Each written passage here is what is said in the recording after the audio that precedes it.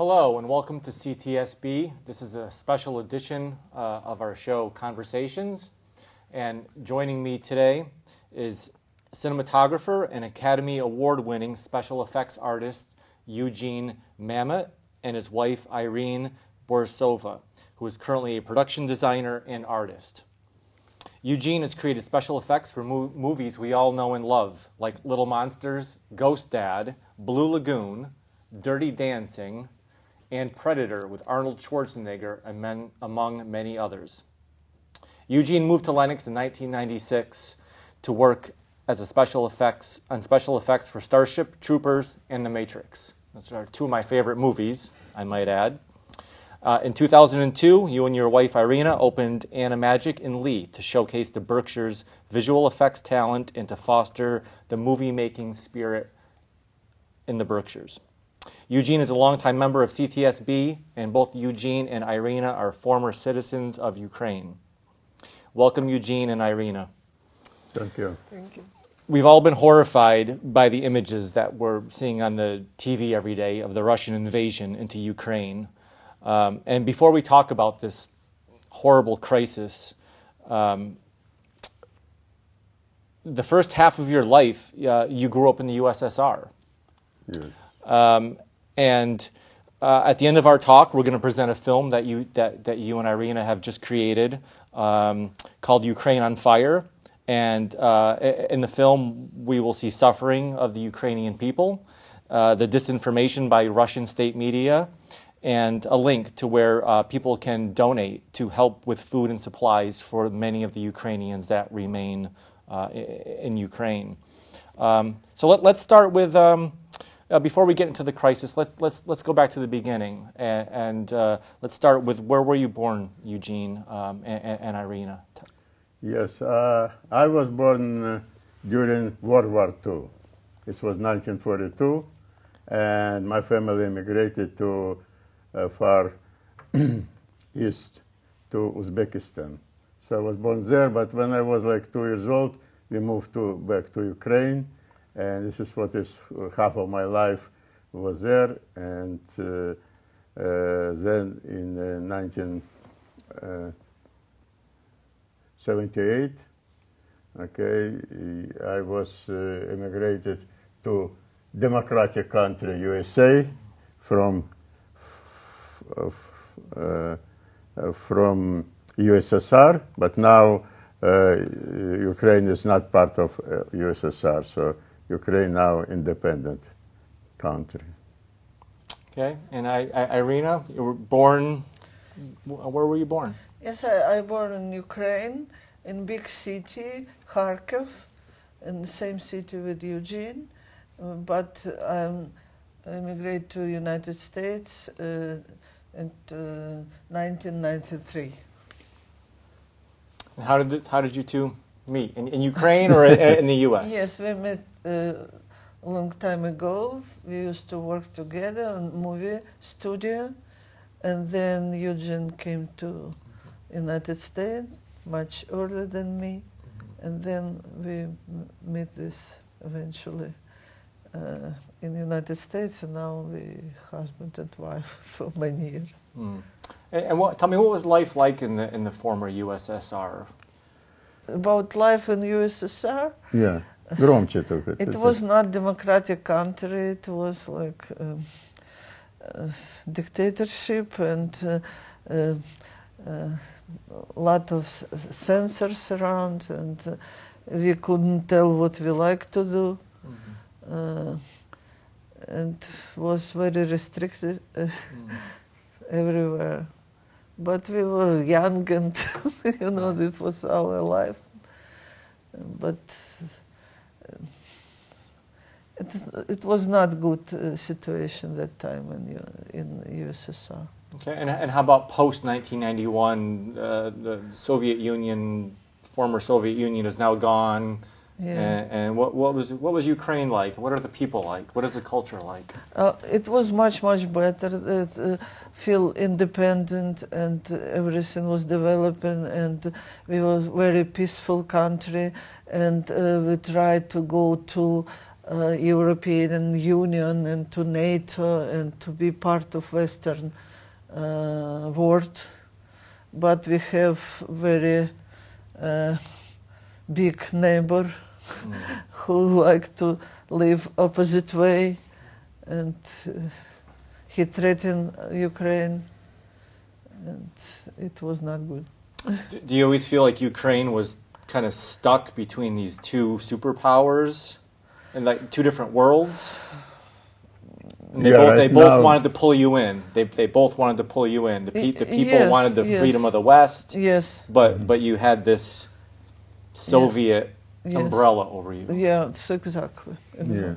And when Putin came to the power, he wanted to bring Russian Empire back. This is what his goal. Yeah, so this is what he is trying to do now. And a lot of people around the globe, they think this is he is against Ukraine, but no, he is not against Ukraine. He is against all civilization now. Okay, so he won't bring back Russian power, and this is what he is just started. He just started. Ukraine is fighting back very heavily. Yeah, it's nobody was expecting like this, because Ukrainian army, you cannot compare with Russian army, because Russian army used to be, everybody on TV said this is second army in the world. Okay, after American is Russia, yeah, but now people look and say, well, what happened? What happened is a small Ukraine fighting back very heavily. So if Ukraine win, okay, probably all world is winning. But if Ukraine fell, then probably Putin will not stop there. He go in Poland, he will go into Pre-Baltic countries, he going back to Berlin Wall. And then he will threaten America too. So this is just beginning, not Ukrainian war. This is beginning of, my personal opinion, it's the beginning of World War III. Right. Now, when Vladimir Putin annexed Crimea, what was the feeling in Ukraine at that time? Was it he was a one step closer? How did people feel after that? Very upset, because it was Ukrainian soul, and he was like aggressor. How we can feel about this? Yes, it was unexpected when he took Crimea. It was unexpected, and this is what happened is he did this very sneaky way, without any fighting, nothing. He put his people there little by little, and they occupied territory, and then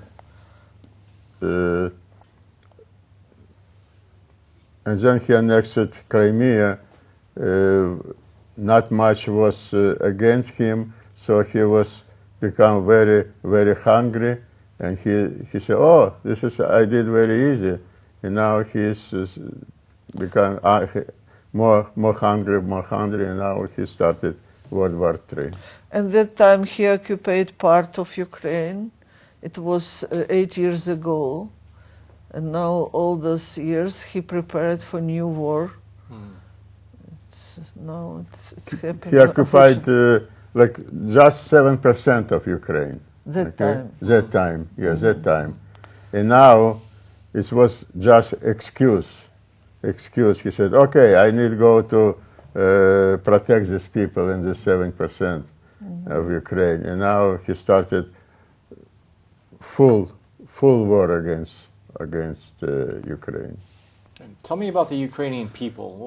What is a day in the life like in Ukraine? I can imagine the streets are full of culture and people and children and religious services, and we're hearing things like Ukraine is full of Nazis and and you know the Russians are going to liberate you. And tell me about the strength of the Ukrainian people. You know, everything is not true. It's no Nazis, no fascists in Ukraine. They are very peaceful people, very talented and very kind, and we live a peaceful life. We like to be part of Western world, and nothing like Nazis in Ukraine. No. It's just lie. This is just like Russian propaganda. That's it.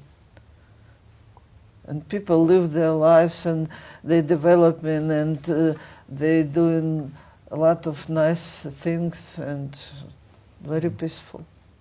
Okay, and some of those people that we're talking about are family. Tell me about, do you have family members who have lived there up until recently? Tell me who was there and who has fled, and is everyone safe and accounted for? You know what, when I was living there like 42 years ago, it was one big country, USSR. It was not different. It's like here, a state, New York State or Texas State. It's no problem. Okay, everybody speaks same language. Everybody married to each other, so it was no different at that time. But when Putin started this war, and all his soldiers go to Ukraine to kill Ukrainian people, now is big difference. So now is Ukrainian people don't understand why Russian people doing this, and Russian soldiers go there to kill everybody because information. This is all about information. Brainwashing. And now my family is still there, and I have twin sister there, and my niece and her 4 children, and altogether like 10 members of my family that now they escape from this horror, and they overseas now. I'm so glad, because it was just very scary, because they bombing our hometown like 50 times per day. It's very heavy weapons, and there's bombs from plane, and it was I was crying. Yeah, but now it's very hard to fight there, because it's all people speak same language. All people have same tank. They have all these old Soviet Union tanks. So you cannot recognize this, who is enemy, who is friend. Okay, if you go to 2 tanks against each other, you don't know, do I need to kill this tank or not, because it's all same tanks, same people. And if somebody will escape from enemy's tank, he gone out, he takes this, only you can recognize Russian and Ukrainians, they have special strip on his hand, okay? So he takes the strip out, and you're already Ukrainian, okay? So it's total mess. It's not like was war against Germany. You know, there's people, enemies, they speak different language, they have different tanks. Now you total mess. You don't know who is fighting for. Would you compare it to the American Civil War, where brothers were killing brothers and families were divided? Yeah, yeah, pretty something. much, But what is different is now they're not friends anymore. Now so many people killed, so now Ukrainians say you're not brother anymore, because. But what all about information, and you know, Russian people have a lot of relatives, very close relatives. yeah, like you have mother in Russia and son in Ukraine, something like this. And you have husband Ukrainian and wife is Russian, so and vice versa. It's total mess there now. Yeah, that's certainly.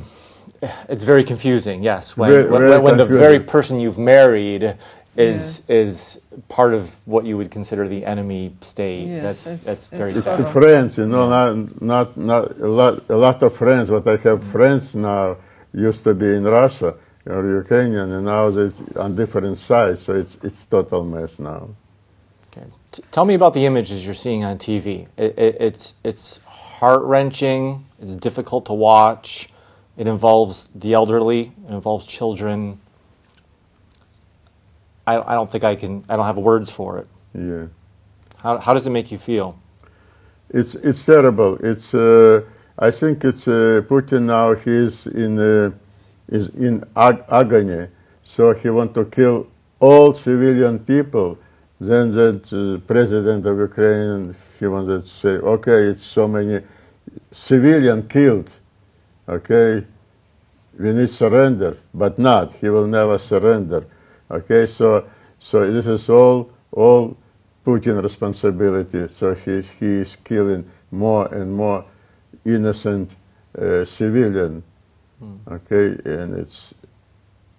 And first 2 weeks when I saw those pictures, I was crying every time. It's unbelievable. It's unbearable to see this. Everybody, all world now see on TV what happened, but he is cynic, continue saying, we not kill civilian, People. we want to help our people to fight fascism. He knows there's no fascism there. He knows, but because he want to take all globe, this is what he is saying. And it's very horrible because 80% people say, yeah, Putin is right. In Russia. 80%. Okay. Why? Because it's information. Yeah, so this disinformation campaign you feel is being successful in steering the opinions of the Russian people. Unfortunately, you know what? Yes. It's always is successful. Like in World War II, when Hitler was and his head of propaganda, Joseph Goebbels. Young generation doesn't know who is this, but he was head of propaganda, and he said, "Give me newspapers, give me information, and I will make real people hate each other." Okay, this is what Goebbels said. But he not invented this law. It was it's nature law. It's probably before him and after him. It's happened in Germany. Germany was very intelligent country with nice, great actors and writers and everything. But when Hitler makes this propaganda with Goebbels, okay, so majority of German become Nazis. Majority. And this happened again in Russia. Yeah, and it's happened with Lenin a long time ago. Lenin said, "Give me telegraph, give me post offices, so all information, and I will make revolution." And he made revolution. This has happened with Goebbels and Hitler. He said, "Give me information, and we will win war." Okay, and probably because it's like nature law. For example, Newton law, second Newton law. This pen is coming down. It doesn't matter 1,000 years before or 2,000 years later. It's same law working, right? Okay, same thing with this law. Give me information, and I will grab all globe. And it's happened in Russia, it happened in Ukraine, it happened in America, okay? And somebody in America, God forbid, take information, TV or internet, this will happen same thing. When I was in 8th grade, we made homework about future. Okay, I went to library, I took one journal, and I said, it was like all civilization come discrete, step by step. It was, I don't know how to say, it's rock, Stone Age, Stone Age, and then was Iron Age, Age, and then was electricity age, and then nuclear age, and next age will be information age. And I was laughing. I said, "What is it? You know, like after nuclear age will be information age. What is it? I didn't understand this. It was 1950. Okay, but now I understand. Information doing everything. It doesn't matter. This is Russia, or this is Ukraine, or this is America. This is main law. Right. Information is power. yes. Main power. What do you think about Arnold Schwarzenegger's message to the Russian people, trying to spread the truth? It's very powerful Very speech, very power, Yeah, very this good. is very proud that his father was Nazi, and he was regret. Yes. All his Yeah. rest of his life. Yes, and this is probably will happen with Russian too. Okay, but I'm afraid it will be too late because Putin want to start very, very horrible war. It's not about Ukraine. It's about all civilization. And I don't know what to do with this. Any idea? What do you think? How we can prevent this World War III? Well, I think we all feel helpless and vulnerable and upset, and I think we're looking to the superpowers and the world leaders to do something. Yeah. And when they're not doing anything, the helplessness just it feels, it's even heavier. If they can't do anything, then what can we do? So what do you think if we not help enough to Ukraine today, right now, will be stop Putin, not go more after he will grab Ukraine? He will not go. He will stop there. He will not go more. That's the great unknown, and that's the great fear that if he crosses into NATO territory 1 inch, he'll be met with fierce resistance. But that's the great unknown. Are all these? Do you feel these sanctions are working, even though it's the average Russian who's maybe paying the price? But do you think that these financial sanctions and embargoes are working? It will be working much better if this happened 8 years ago when he grabbed Crimea. Okay, so in Crimea, Ukrainian asked for like $1 billion. Okay, and this was very hard to get. So now civilization ready to give to Ukraine much more. But right now it's not so powerful. Yes, it's good, and it's every day more and more. But today is with this oil prices, he got so much money, he built so many rockets. So we must try more now. Do you think the Russian people are receiving the truth? Do you think Arnold's message is making it to the Russian people? If his power speech will reach Russian people, but Putin closed everything. He closed Facebook, he closed Twitter, he closed everything, and no information for Russian people. He put his iron curtain again.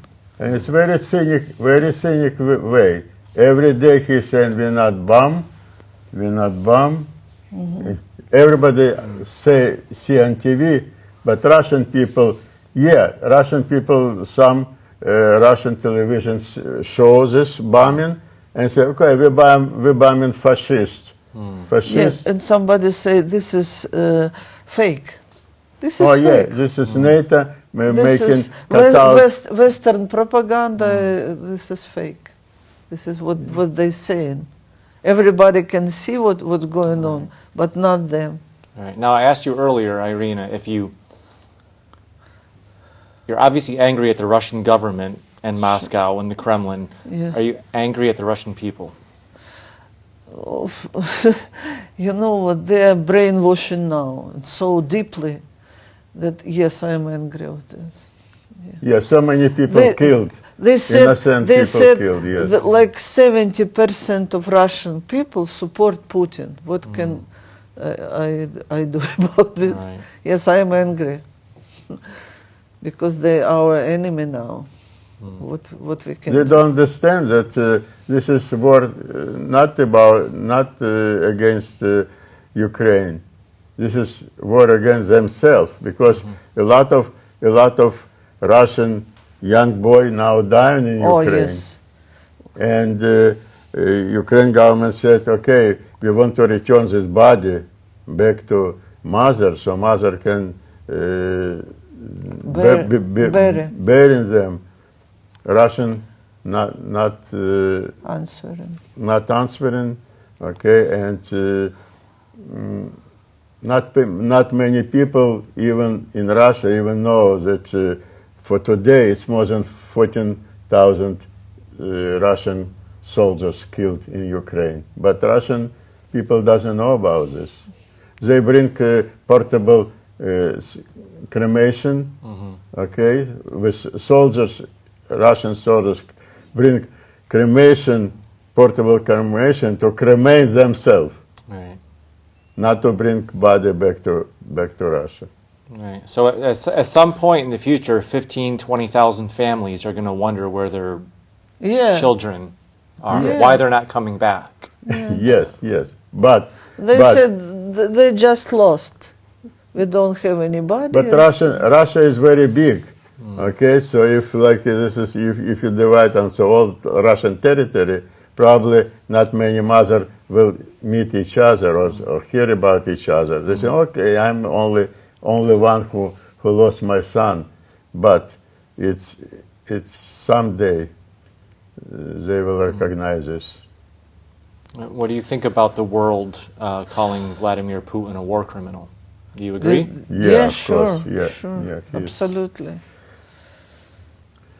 He's like Hitler now. Yes, some more than Hitler. This building, what Hitler didn't destroy in our city, now is Russian destroyed. Okay, it's very, very historic building. One building is what is my friend Olga Sokolska live. Okay, this is where is Irina's pictures, Irina's sculptures. Was still there, yeah. It was destroyed. Okay, it's not soldiers, but just civilian people struggle most, because on the ground, Ukrainian soldiers fighting very, very successful, and with those tanks or missiles and everything, they destroyed Russian invention, but this is like revenge of Putin to put all his power on civilians. It's unbelievable. He's like a war criminal. Do you feel world leaders are doing enough? No, they do not enough. Yes, thanks to leaders, yes. Because Ukrainian President Zelensky, he asking for close sky for Ukraine, and then not sending them enough weapon for this, because they're afraid of nuclear war, Particular United States, they're afraid, okay, this is not NATO's war, this is your war, we are not involved. This is very, very, it's wrong way, I believe. No, you know what, they said a lot of weapons. It's opinion, okay. Opinion, because some people saying, yes, we don't want to comfort NATO to Russia, yeah, but my opinion is, if we're not doing now, and it will be confrontation much more if we not help now Ukraine, because after Ukraine he going further, he will not stop. I think he is suicidal. He want to go in his imagination, he want to go to heaven and take all world with him to heaven. This is what his goal. Okay, so it's only one way that somebody kill him. Okay, some rumors that that somebody who is near him will make this killing, but it's just rumors. I don't know. Right. Yeah, but it's only one way. Okay, to kill him personally, because he want to kill all civilization, and he won't go to heaven. This is he is suicidal.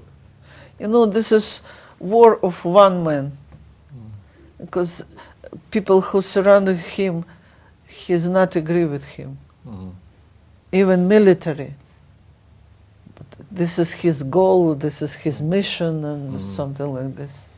Yeah, he's brainwashed, you feel. Yes. And what do you think about President Zelensky? Is he doing the right thing? Is he making the right moves? Yes. He is. You know what? Before this war, when he was elected, he was like 75% support by people. Before war, it came down. But during the war, when it's his rating. Then it's he said when it was proposition to take him from Kiev, he said, "I don't need the right.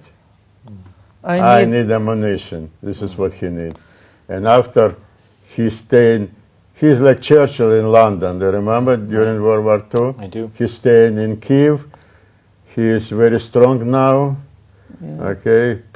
Putin put all his best soldiers to kill him personally, because Putin thinking if he kills Zelensky, it will be Ukraine will be give up. Okay, but all his best soldiers didn't succeed. Okay, Zelensky keep in power, and he is great. And when Putin says that a Nazi in Ukraine, it's no, because Zelensky is Jewish, and he knows what means Nazis. Okay. Yeah, now he has 98% of support by his people. Yes, and Ukraine's multicultural, and yes. you've never seen Nazis in Ukraine or heard of Nazis? Never, absolutely not. What are your hopes for the Ukrainian people?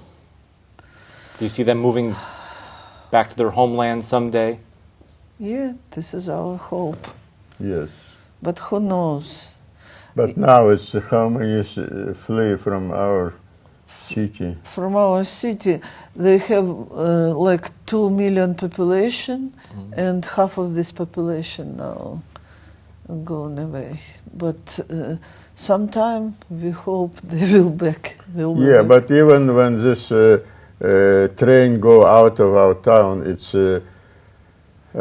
Russian plane killing these trains. Okay, so it's my friend yesterday spoke with her. She said our train was moving only during time at night. We stopped, we closed all window, we closed light, and we're staying until these planes going by. Okay, so they particularly kill people and children. Yeah, and I saw on TV that there was interview with pilot from a Russian plane whose plane was destroyed, and they came with parachute, and said, "Oh, we're very sorry what happened, but this was our job. I took 5 tons of bomb. I go there. I put this bomb on civilian building. I came back. I took another 5 tons of bombs. I go back." So he's just making money there. Okay, and this is my work. I saw another one in Mariupol. Yes, it's people, because they speak same language, same tank, and people with their hands push this Russian tank and say, "I can stop, where you go, and stop with bare hands, stop." And this is Russian soldiers said, we're just doing our job. And same Russian language, they talk to each other. It's not like war against Hitler. It's total mess. Yeah, and they bomb maternity hospital with mothers and children, small babies. It was like war crime.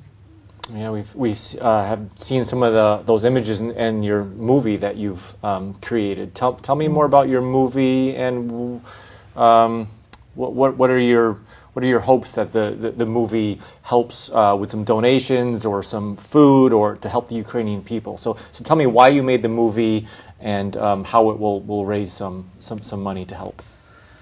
Yeah, after this happened, our family escaped to shelter, a bomb shelter, and it was friends there too, and so all these friends, it was about 50 people there, okay, and they start volunteering works between all this shelling and bombing, okay, they go to needy and bring them food, bring this medicine, okay, and then try to escape from this bunker. Okay, so my family is 8 people. Yeah, they just escaped between bombs. When it was City Hall was bombed, and then it was a little bit time they escaped it, and then after they escaped, another very famous place was destroyed. But they escaped it, and then they went to west, and now they in a safe place in Bulgaria. Okay, but still my friends doing volunteers work in this basement. Okay, so my friend Mikhail Ozerov, his name, his group, he's going to help people, and we created this fundraiser for them, okay, with my friends and close friends. It's like from human to human, okay. I send it. I went to CVS in Pittsfield to send money because it was not PayPal at that time. Now, 2 days ago, it's PayPal in Ukraine, but the time was ManyGram. Okay, so I went there and I start punching these numbers. Okay, and this screen goes so fast out. I don't have much time to punch this number.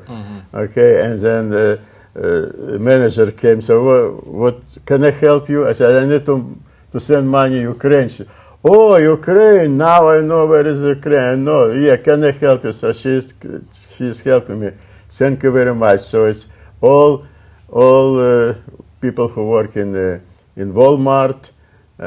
People who work in CVS in Pittsfield, they help me, and I will go to these places, and I'm sending more money. What my friends and all people who are around us in Boston, in California, in New Jersey, in Massachusetts, because my daughter Tatiana. She sent letter to all, so it's like from person to person through email. So through email to all people, and now up to today we are raised about $10,000. Right. Okay, and we send it to ManyGram. This is all my receipt from ManyGram. Okay, we send it directly to Ukraine, and he is gone, and he is on the wheels all day between bombing and helping people. Couple days ago, my friend from New Jersey, she called me and she said, my mom in Kharkov, she's now in a very terrible situation. She is sick and no heat, all window is broken, and she needs help. She needs electric heater. So my friend Shula, she called her another friend in Kharkov who has this heater. Okay, and she asked him, what help do you need? And he said that my wife, she's have a cancer, she need medicine. So this is like change from friends to friends. So I call Misha, volunteer in Kharkov, and he called Vachik, who has a heater. So he came to him. He asked him, what medicine do you need? So he bought medicine. He bring medicine to him. He took heater. He bring to his to Shula's mother. Okay, this is how it works. This is like help from hand. It's help from friend to friend. So all this medical, all pharmacy, all food, this is what they helping people. Okay, so you can assure people that the link at the end of your video, that money is actually reaching those people. Yeah, Absolutely. yeah, Because yeah. there's so much confusion now about where do I send money and there's yeah. there's direct- scams out there. So this is one way yeah. people can make a difference. Yeah. Yeah. You know what? Like, if it's very good with big organization. Yeah, but big organizations, they have overhead, they have their rent and everything. But this is directly from person to person. Okay, and now at the end of our talk, we're gonna run your film. Yeah. Tell me a little. I'm gonna ask Irina in a minute. I'm gonna ask you about your brother-in-law, because Okay. that was very Yeah. difficult to watch Yes, at the end of the yes. film. But Eugene, start by telling me, what are we hearing from the Russian state media in the beginning of your film? What is the female newscaster saying to the Russian this people? is spokesman for Putin, and every day she said, we're not bombing civilian people, we're bombing fascists. So she saw the school, and school was bombed, okay, destroyed, and she said, we bombed the school because fascists was there. And they show this city hall. We bombed the city hall because fascists was there, okay? And then he shows the maternity, yeah? Maternity house. Hospital. Yeah? Hospital, yes? Children hospital. Yeah. We bombed the children hospital because fascist was there, okay? And cynic way. Everybody sees this, and you know what? Russian people believe this and say, okay, yeah, we must bomb more hospital because fascists was in this hospital. Right. And we all know that the pregnant woman on the stretcher in your video passed away a day after that bombing. Yes, No, Irina said she died. She died Yeah. with her non-born child. Yes, Right. it's just unbelievable. And they have, like I saw one movie, it was a Ukrainian tank and bomb school, and this Russian soldier said, yeah, this Ukrainian tank was bombing this Ukrainian school. Yeah. They said they bombed themselves. Ukrainian bombed themselves. This is what they... But now they want to bring Belarus to this war. So what they do in Belarus to this war. So what they do, they start sending rocket missiles from Ukrainian territory to Belarus to create this backfire. Okay, Right. So but Ukrainian knows this is provocation. Okay, and False flag, right? Yeah, Right. and they said, okay, Belarus, it's provocation. We not bomb you. Okay, but this is what he's trying to do now. Okay. And Irina, tell me about the man who I believe is your brother-in-law. Yes. At the end of the film, Yeah. standing in front of a brick wall, in distress, talking about his 6-year-old son and grandson. Yeah, tell me what he's talking about and what kind of stress you think he's under. Yeah, it's big stress, and he's a very good person. He's husband of my twin sister, and he is filmmaker, very successful. And this is very emotional. I was crying all the time. I couldn't see this. It's unbearable, absolutely. I think his interview Very brought emotional. tears to our eyes. Absolutely. Right. Yeah, he's a very strong man, but he's crying now because it's like crazy. Yeah. Is there anything I didn't ask you that you'd like to talk about? You know what? It's very sad that in 2019, in November, Irina had a personal exhibition in Kharkov, in her town. So what we did, we sent it to Kharkov, all her sculptures, all her original work for this exhibition, all her ceramics, everything we sent. We now don't have anything, everything in Ukraine, everything in this, and now we don't know what happened with this house. We don't know what happened, and now probably we lost everything. All her life work, probably we lost. I'm not mentioning about house we lost there. Yeah. You're not mentioning about all this stuff. Yeah. And my relatives, they escape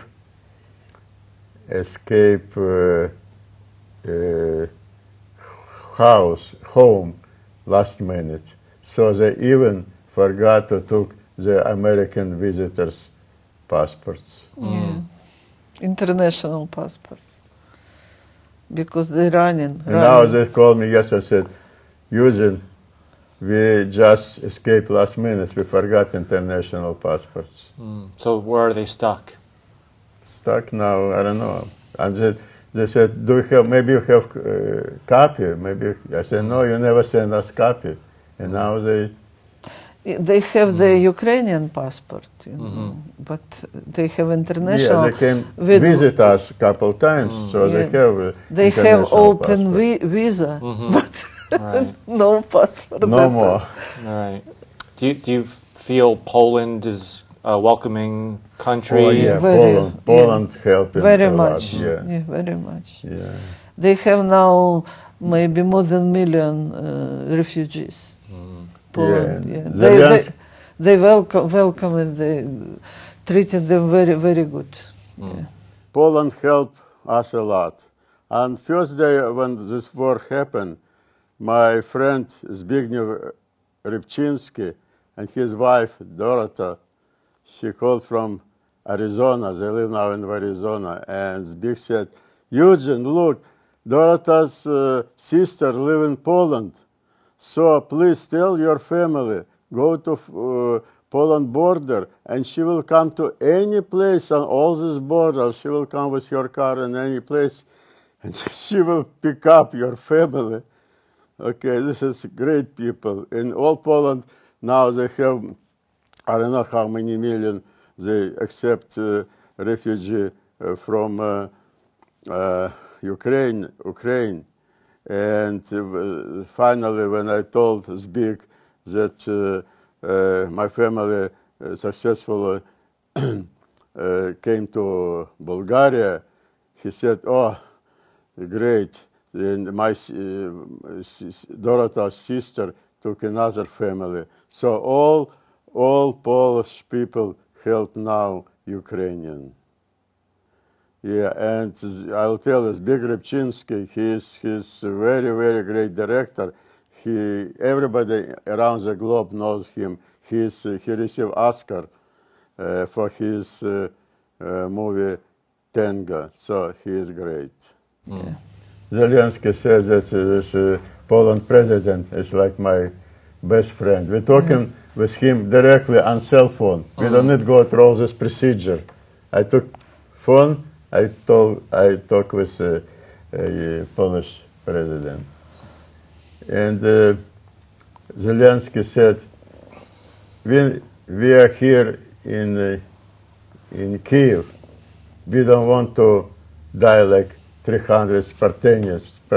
How it's called? Spartans. Okay, we won't fight, and we will win.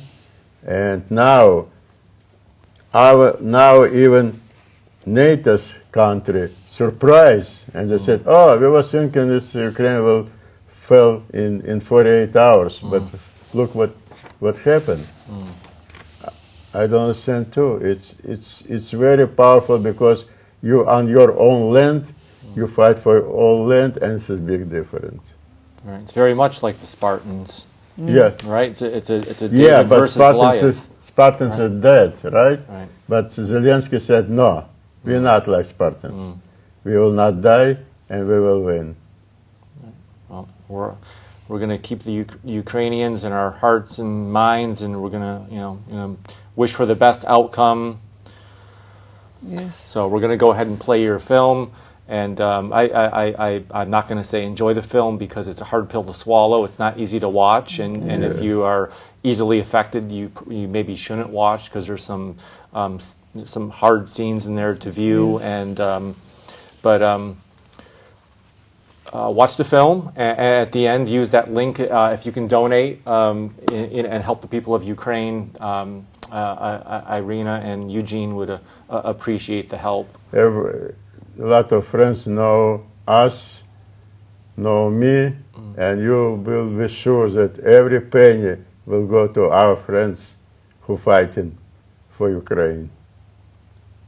I think that right now America must be more energy independent from Putin energy. And solar energy is very good, very good. But right now we need to put more energy, more new invention to make solar energy more efficient. I'm an electrical engineer, and I understand that like coil efficiency is like 70-1. Sun efficiency today is like 7-1. Lithium battery is now efficiency 4-1. Okay? So right now, because we must be independent from Putin energy, right now we need temporary. Because oil price now it's very high. Yeah, it helps Putin to build all these tanks and missiles. And this is he building all these rockets on our money. This is what he did. Right, right. It's a good lesson that everyone can do their part, however small. Whether that's no longer investing in fossil fuels coming out of Russia or the things that they sell and export. So everyone can do it may be a small part, but it all adds up. And just like donating, using the link at the end of your film, it all adds up, and you have a pile of receipts there to show that it adds up to a large sum, and it's helping out. Okay. Any final thoughts or anything you'd like to add? Glory to Ukraine. Glory to the heroes. Thank you, Eugene. Thank you, Irene. During the current special military operation in Ukraine, the Russian military won't be launching any rockets or artillery strikes against the cities of Ukraine. The civilian population of Ukraine is under no particular threat. My Kharkov, the theater where my wife worked. Remains of the wall, there still hangs one of my niece's pictures. In the ruins is a sculpture by my dear wife, Ira, which she gave as a gift to her doctor, Oля Sokolsky. Maria Zakharova is the spokesperson for the Russian Ministry of Foreign Affairs. She no doubt knows the truth, that there are no fascists in Ukraine. They are all imaginary. So why is she lying to Russian mothers about their sons being sent to destroy Ukrainian cities, kill peaceful Ukrainians, and die on Ukrainian soil? Why? What for? We don't need to be saved from anybody. The first 2 weeks of the war saw over 12,000 Russian soldiers die in Ukraine. Ukrainian authorities issued requests for the Russians to collect the corpses of their dead so that they can be buried in their native soil. Russia keeps ignoring these requests. This is a horror. It's a tragedy. When under the influence of disinformation, a mother ceases to understand her daughter. My friend, Katarina Zub, wrote this from Kharkov. I called my mother in Crimea and said that they're bombing us everywhere, all over Ukraine. But she said that it's not true, that you're bombing yourselves, that Zelensky has long since fled abroad. My friend said, "Goodbye, Mom. We probably won't ever see each other again. Thank you for all that you sacrificed for your 6 children. But you've been brainwashed over the past 8 years. I'm crying for the first time over all these days. My mother has lost her mind, and it's irreversible. Burn in hell, all of you who came to kill us." Eugene, you created special effects for the movie Predator, but we are fighting real predators, not virtual ones. You knew how to win in the movies, and we will win over a real predator in real life. Okay, my friend, Vladimir Khanas. Knock, knock.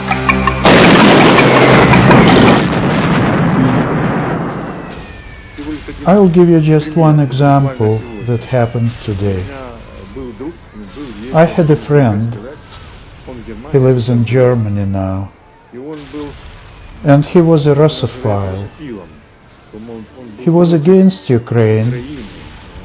He called us fascists, followers of Bandera, and other things like that. And today he called me crying. He asked for forgiveness. I forgave him.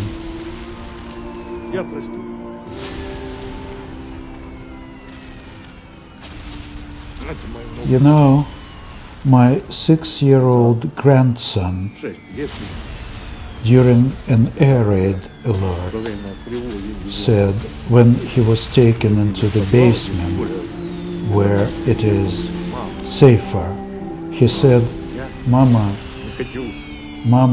I don't want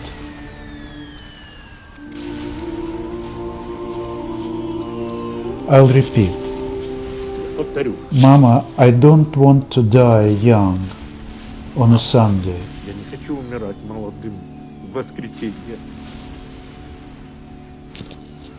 Glory to Ukraine.